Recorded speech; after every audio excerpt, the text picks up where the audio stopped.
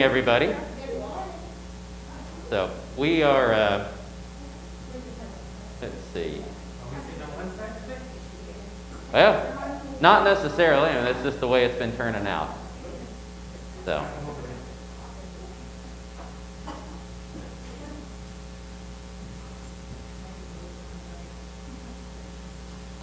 It'll work, I think. All right, well, it's good to see everybody this morning. We're going to begin a study of the book of Joshua this week. And you can go ahead and turn to Joshua. We're not going to dig too much into the text this morning. I want to set down some introductory stuff first. And, you know, as we have been having to do with a lot of things this year, you know, we're kind of playing this by ear. My plan is to finish up at about like 10:35, give us about an extra 10 minutes. Because one of the things that they tell us about the transmission of the virus is that if you've got people sitting in an enclosed space for any amount of time, you know, even with masks on, basically the air particles, like vaporized particles, can end up accumulating in a space. So that's why we're keeping the doors open. And we'll finish early to give us a little time to step outside and give the space a chance to finish airing out, so that whenever everybody else shows up for worship, we don't have a pre-gunkified auditorium waiting for them. So we'll see how much we get to today. But I want to start with Joshua the way that I start with most books of the Old Testament whenever we first come to them. And I'm just curious, what all do you guys remember from the book of Joshua? No cheating. You know, if you've got your Bible open to Joshua, all you've got is chapter 1 in front of you. But no cheating. What do you remember from the book of Joshua?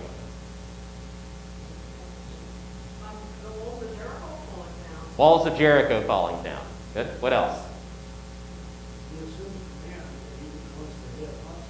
All right. Joshua takes command of Israel. Right? He's commissioned for it. It's given to him. He's Moses' successor. What else do we remember from the book of Joshua? Go ahead. There was a woman who stayed to Okay.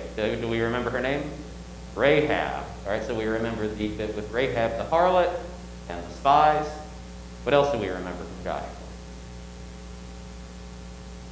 So far, we have broken into the first 2 chapters, which is probably what you have lying open in front of you anyway. So, but here's the thing with Joshua. Well, first off, you might remember, if you were here when we studied Daniel 3 years ago or so, we made this point about Daniel as well. Like, all of the stuff that we remember about Daniel is all of the exciting stories in the first half of the book, right? And then most people remember the vision of the 4 beasts in chapter 7, but from then forward it gets kind of hazy, right? All of the exciting stuff is the stories at the beginning, and that's the stuff that got covered in Bible class when you were 5 years old, and so it's the stuff that you remember. The same thing happens with Joshua, except even worse.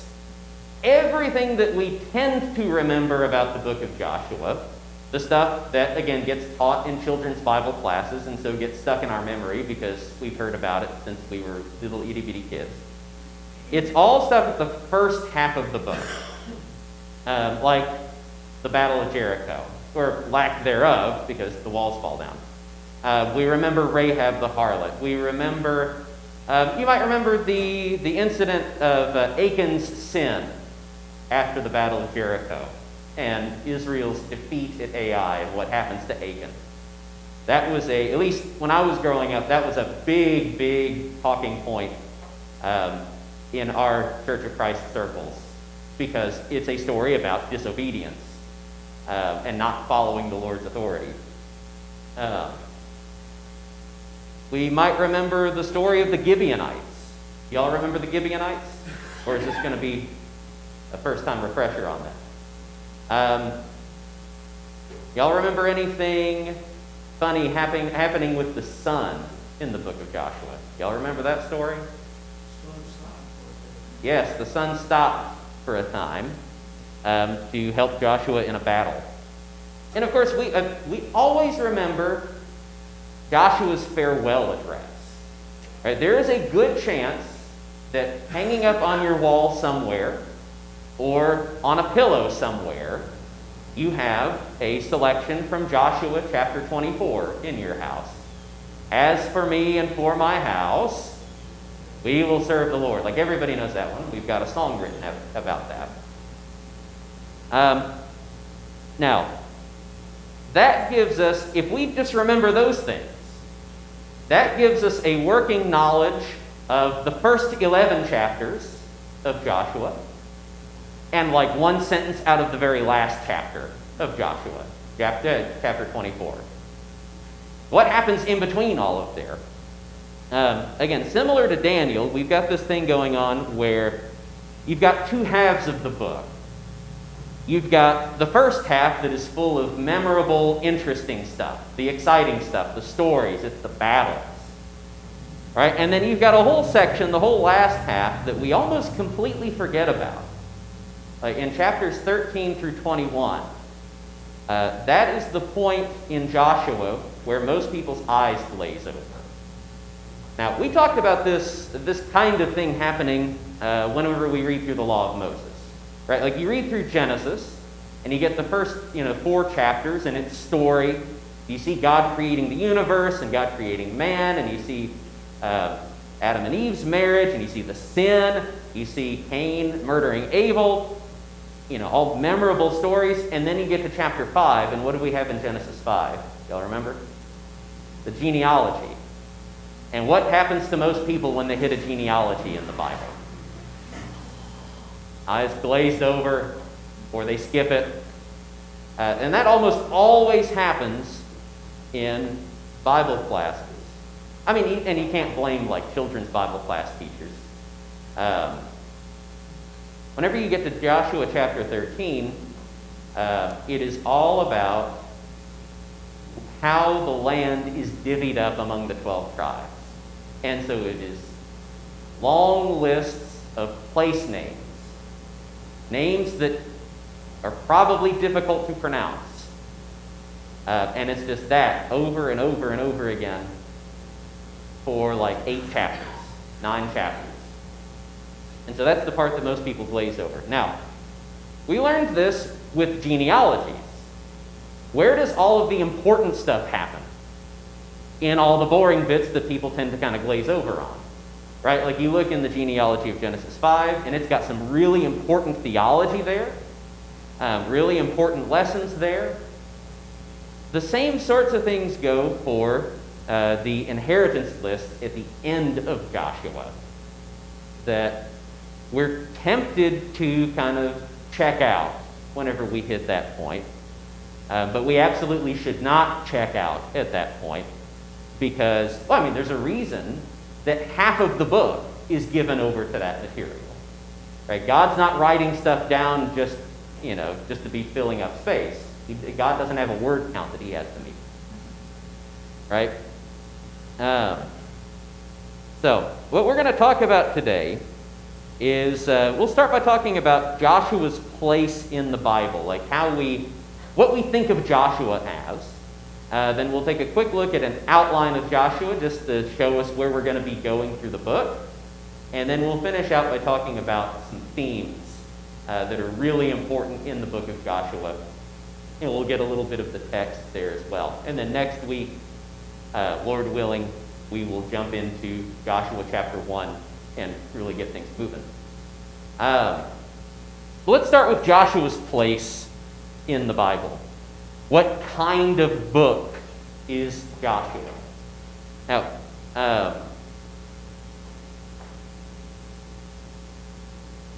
how have you guys had the structure of the Old Testament taught to you?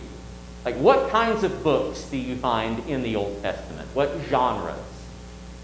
All right, what's the whole first section of the Old Testament called? Huh? Okay, well, we've got history. What do we have before history? Law. All right. Oh, somebody's missing.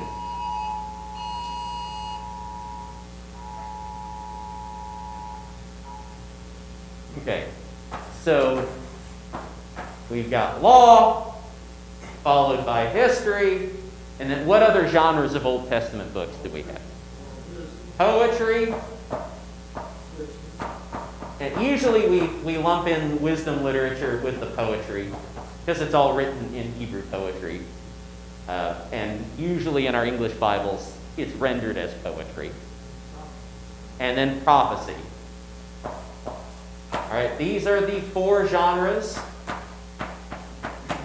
of the Old Testament as we normally conceive of it. And of course, where does Joshua fit into all that? History. Joshua is the first book of history. All right, so for the law, you've got Genesis through Deuteronomy, and then there's a big break between Deuteronomy and Joshua in terms of genre. And Joshua is the first book of history, and so it belongs with books like Judges, Ruth, Samuel, Kings, Chronicles, Ezra, Nehemiah, and Esther. In fact, if you've ever wondered, like as you're reading through the Old Testament, you go through like the whole history of Israel, right? You get partway through the Old Testament and you're already at Ezra and Nehemiah and Esther, which occur like at the end of Israel's history. And then all of a sudden after Esther, you're kicked all the way back to Job, which happens possibly much, much earlier.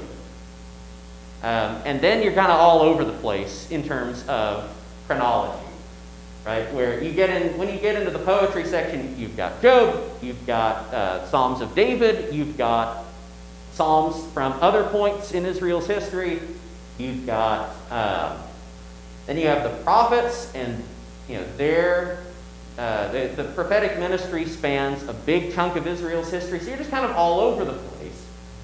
If you've ever wondered why that is, it's because and I've run myself out of room up at the top here. It's because the arrangement that we have, hopefully I can write over this in a way that's legible. The arrangement of our English Old Testaments follows the Greek book order for the Old Testament. Remember, the Old Testament was translated into Greek before the time of Christ. And in collections of the Greek scriptures, these were the divisions that they used. And so we've got this weird thing going on in our English Bibles where our English Old Testament is translated off of a Hebrew text, but it is arranged according to the Greek order. Now, that's not the way that the Hebrews divided up the Old Testament, the Hebrew Scriptures. You've probably heard this division before. In the Hebrew way of thinking, the Old Testament, the Hebrew Scriptures, has 3 parts. And in fact, we even see Jesus citing these 3 parts. You've got, can anyone name them? What are the 3 parts of the Old Testament? Yeah, you most often hear law, and prophets, and then the way that the Lord in the Gospels cites it, he talks about the law, the prophets, and the Psalms, referring to the 3rd section that is most commonly called the writings.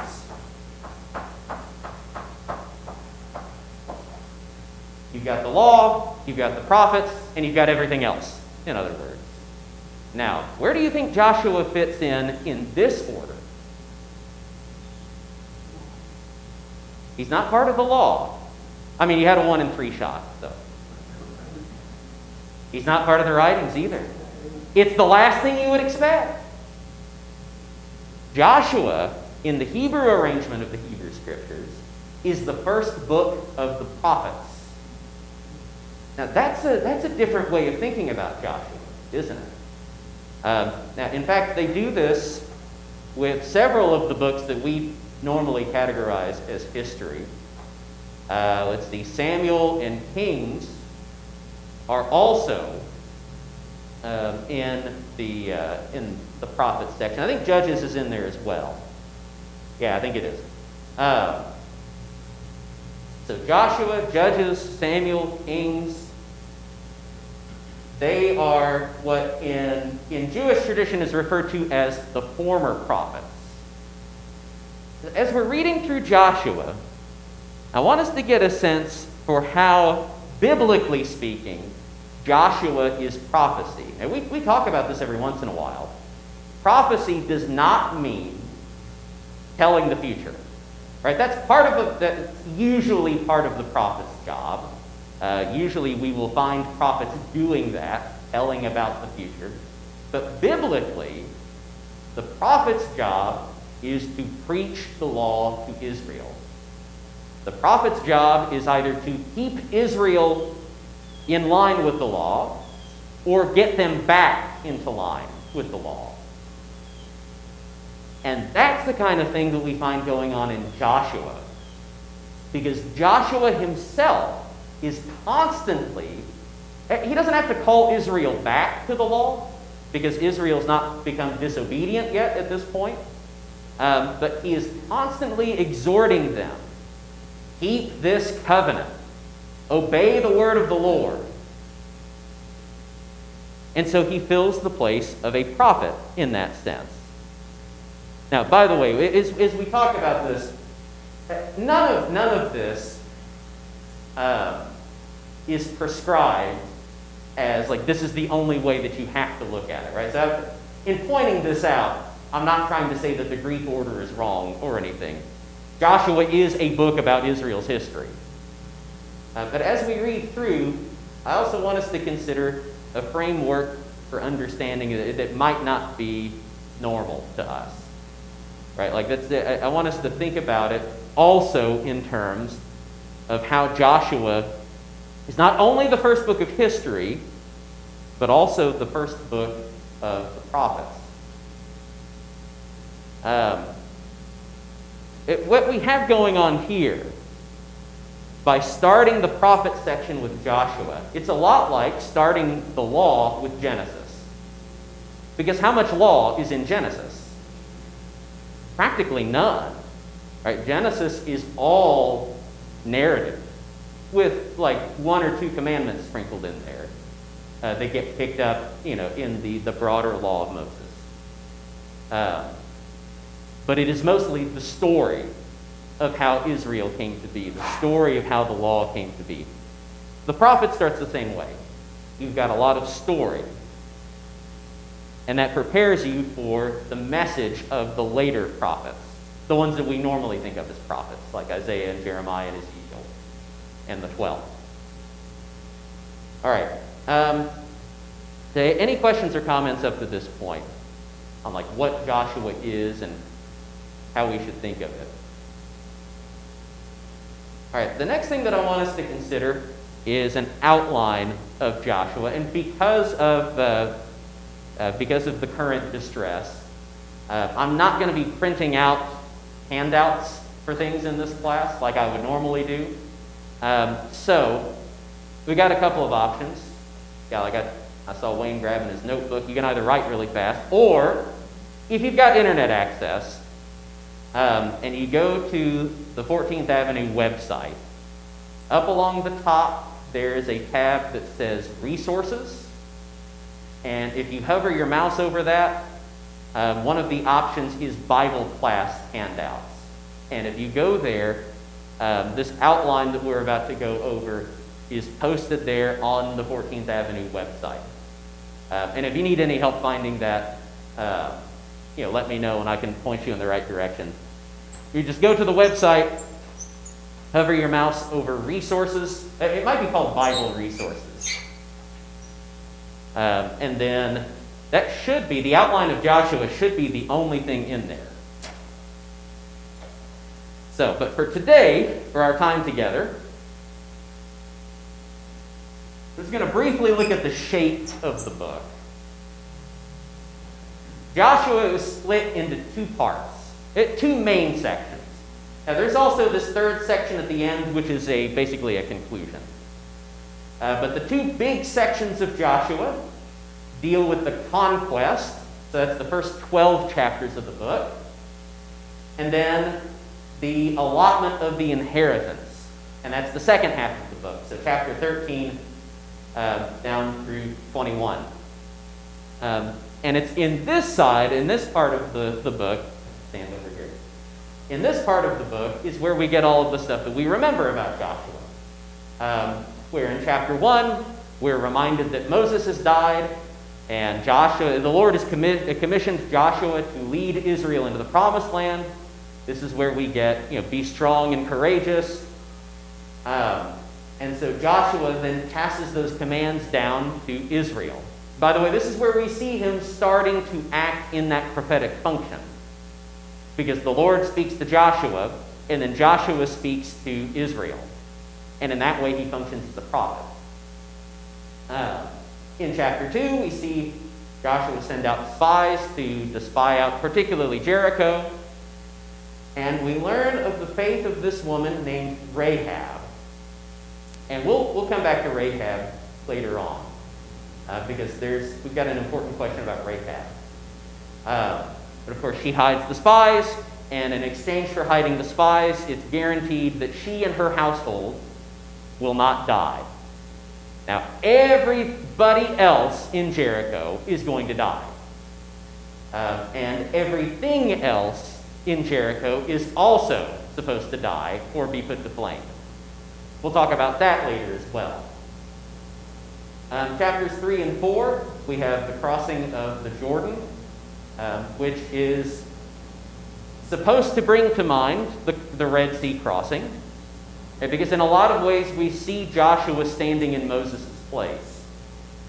And so just as we got a sea crossing at the beginning of the Exodus, now we're getting a water crossing at the end of the Exodus, as Israel's about to go into the Promised Land. In chapter 5, we find the Lord telling Joshua, who then tells Israel, to basically to get them consecrated. Right? They are about to conquer the land, but before they can do that, they have to be consecrated to service to the Lord. And so we find that generation that was born in the wilderness has not been circumcised yet. They get circumcised before going in to conquer the land, and they eat the Passover. Right? And so the whole point of this is that Israel is keeping the law. Right? God commands Israel to keep all of these different things, and Israel's doing it. Chapter 6, we get the famous Battle of Jericho, where they march around the city for 7 days, blow the trumpets, yell real loud, and God causes the walls to fall down, and they take the city like that. In chapter 7, we learn that this one guy named Aiken has taken some of the plunder from Jericho, things that are forbidden, things that are supposed to be devoted to the Lord. And because he has done that, it causes all Israel to sin. And we're going to have a lot to say about that once we come to it in our study. One guy's sin jeopardizes the entire nation.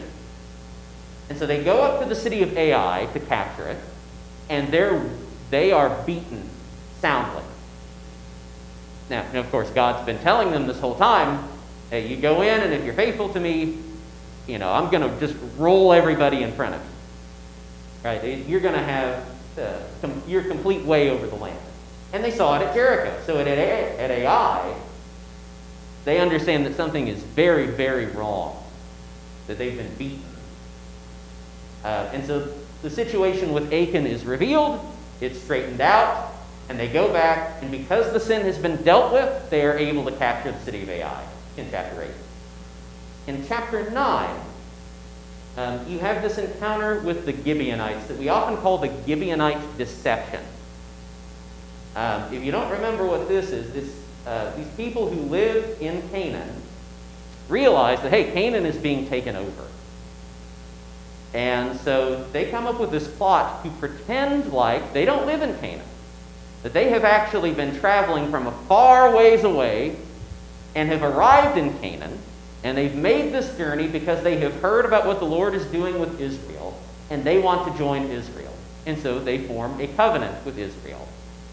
Now, what's the problem here, besides the fact that the Gibeonites are lying? What is Israel supposed to do with everybody in the Promised Land? Annihilate them. And we read that in the law, right? In Deuteronomy 7, God lays out the 7 nations that Israel is supposed to destroy. Right? Moses says God is going to defeat them in front of you. Right? But where Israel is called to covenant faithfulness is that they have to make sure that they follow through on the Lord's will. That they're not supposed to form any covenants with the people of the land. And yet what we find happening in Joshua chapter 9 is that they form a covenant with people of the land because they've been hoodwinked. Now, where do you think that's going to lead? I'll give you a hint. It does not lead where you think it would. It's one of the unexpected things of Joshua. Their encounter with the Gibeonites plays out differently than you would think. And this is, by the way, where we get some important elements of the gospel hinted at for us. So we'll be excited to see that once we come to it. The next 3 chapters are basically a big summary of Joshua's conquest of the land. Right? So we often think of Joshua as being about warfare, and I mean, it is, because you've got several chapters here with battles in them. But the conquest of most of the Promised Land takes place over chapters 10, 11, and 12. In chapter 10, you've got these 5 kings in the south of Canaan who decide to join up and try to defeat Israel. Israel defeats them. This is where the sun stands still. Chapter 11, you've got the same thing going on with a bunch of northern kings centered around Hazor. And the same thing happens there. They go against Israel. Israel defeats them soundly. And then in chapter 12, we just get this summary. It's almost like if you can imagine Joshua as a movie, this would be the montage, right? Where Joshua is going around conquering everything left, right, and center. And we just see like little flashes of it. We don't get any details on it. So that finishes the conquest. Then over in the last half of the chapter, we get the allotment of the inheritance.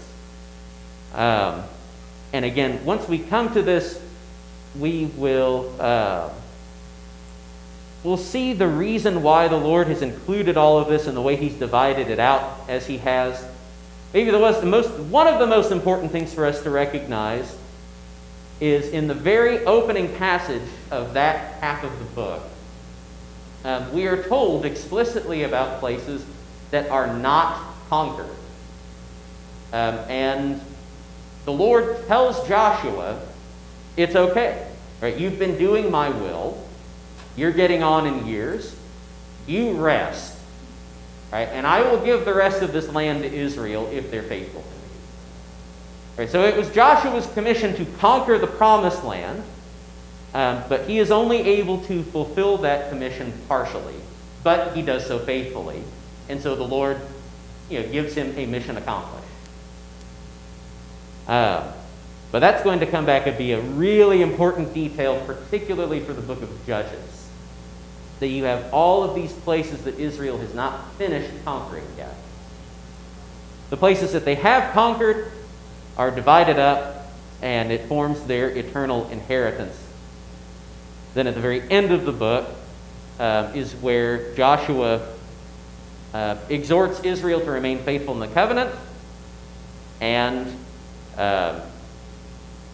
actually cuts a covenant with them himself. All right, we have only got a few minutes left here. I want us to let's talk about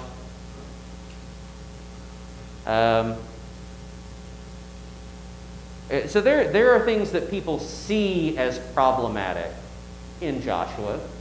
Right? The warfare and the bloodshed puts a lot of people off, and it's the sort of thing that, for example, led to the Marcionite heresy. Remember, Marcion thought that the Old Testament God was different than the New Testament God. That the Old Testament God was this evil butcher, whereas the New Testament God is this really nice guy who saves people. He believed that because of a bad reading of Joshua, mostly. Atheists do exactly the same thing. That, however, is not the real problem of the book of Joshua. The real problem of the book of Joshua is that Joshua shows Israel at its absolute best. Now, we've finished reading the law, not in the too far distant past. How obedient is Israel? Not very. How faithful is Israel? Not very. And yet, as we read Joshua, how obedient is Israel? Almost perfectly obedient. In fact, as we've gone through this, all right, we'll talk about the Gibeonites when we come to it, because we've got something special going on here. Let me just say at this point, the one identifiable sin in the book of Joshua, the biggie, is Aiken's sin in taking some of the devoted things. Otherwise, you see Israel following the Lord's commandments thoroughly. And it's bizarre, because this generation that's going into the promised land, their parents were the generation that died in the wilderness because of their faithlessness. Their children, their grandchildren, and so on, formed the generations of the judges, who were absolutely rotten. So on either side of them, you've got generations of Israel that are completely faithless. Somehow in the middle, you've got this generation that is nearly perfect. And this is repeated over and over again in the book of Joshua, talking about Israel's obedience. And what happens here is that Israel's near-perfect obedience in the book of Joshua serves to highlight this key example of disobedience of Aiken in Joshua 7.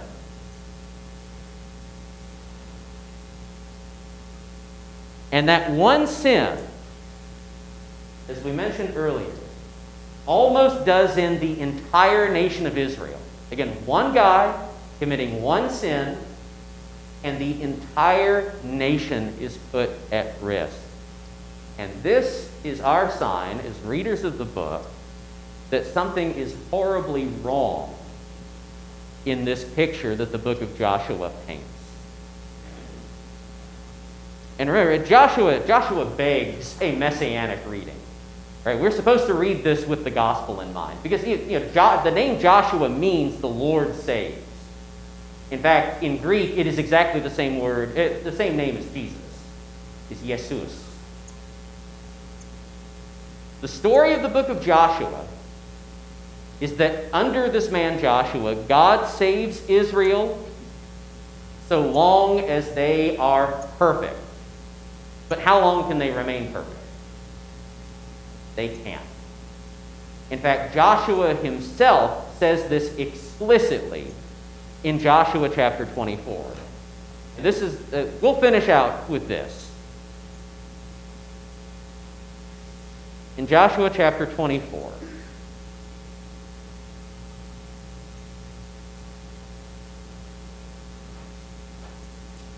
verse 19. All right, the people have just sworn that they will keep the covenant.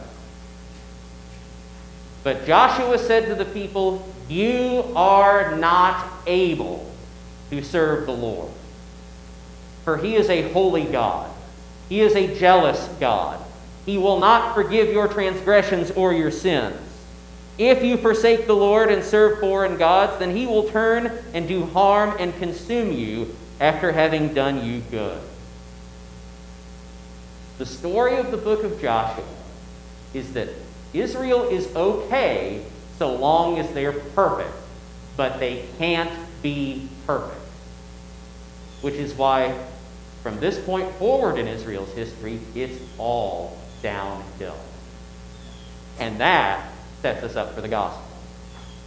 All right, we'll have to stop there. I have run a couple minutes longer than I had intended to. Thank you for your comments and questions and your attention this morning as we are getting back in the swing of this.